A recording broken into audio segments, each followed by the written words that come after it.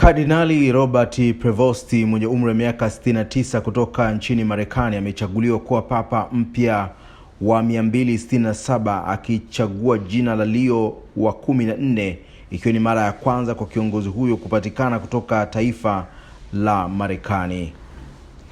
Katika chaguzi huo zaidi ya saa moja baada ya moshi mweupe kufuka, ikiwa ni kupatikana kwa papa mpya aliyejitokeza kwenye dirisha la haraka la kanisa kuu la Mtakatifu Petro, Kardinali Shemasi Dominique Mambetri alitangaza na kusema tunaye papa. Baada ya Papa Leo wa 14 kutangazwa kuwa ndiye papa wa 267 wa kanisa Katoliki duniani, ametoa hotuba yake ya kwanza kwa kutumia lugha ya Kiitaliano na Kihispania.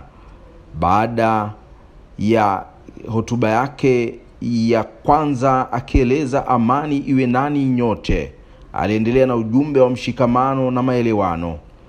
Alieleza kuwa ndugu, dada wapendwa, huu ndio mwamko wa kwanza wa Kristo aliyefufuka. Ningependa kutoa salamu za amani ziwafikie familia zenu nyote popote mlipo. Amani iwe nanyi. Aliongeza na kueleza kuwa Mungu anatupenda sote bila masharti, na akatoa heshima kwa mtangulizi wake ambaye ni Papa Francis aliyefariki dunia. Aliwashukuru makardinali waliomchagua kama kiongozi wao mpya, lakini katika mwisho wa hotuba yake alihamia katika lugha ya Kihispania, huku akiwashukuru waumini wa jimbo lake la zamani la nchini Peru, akisema kuwa waaminifu walishiriki imani yao na kutoa mengi. Na alikumbuka miaka aliyoitumia kama misionari na baadaye kuwa askofu mkuu wa Chiclayo.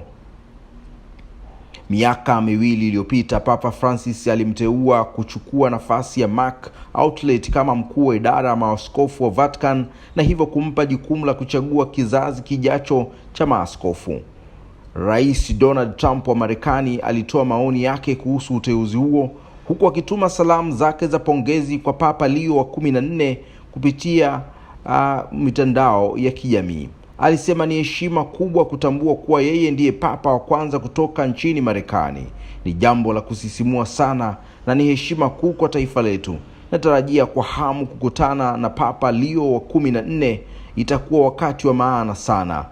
Lakini kwa upande mwingine, Rais wa Jamhuri ya Muungano wa Tanzania Dr. Samia Suluhu Hassan hakuacha kutoa pongezi zake na kueleza kuhusiana na kuteuliwa kwa Leo wa 14 kuwa ndiye papa wa kanisa Katoliki duniani.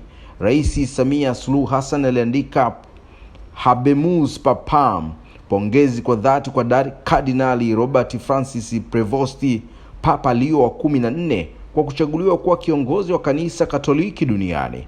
Kwa niaba ya serikali na wananchi wa Jamhuri ya Muungano wa Tanzania, ninakutakia kila laheri katika utumishi wako wa kanisa na dunia kwa ujumla. Mwenyezi Mungu asimamie na kukuongoza.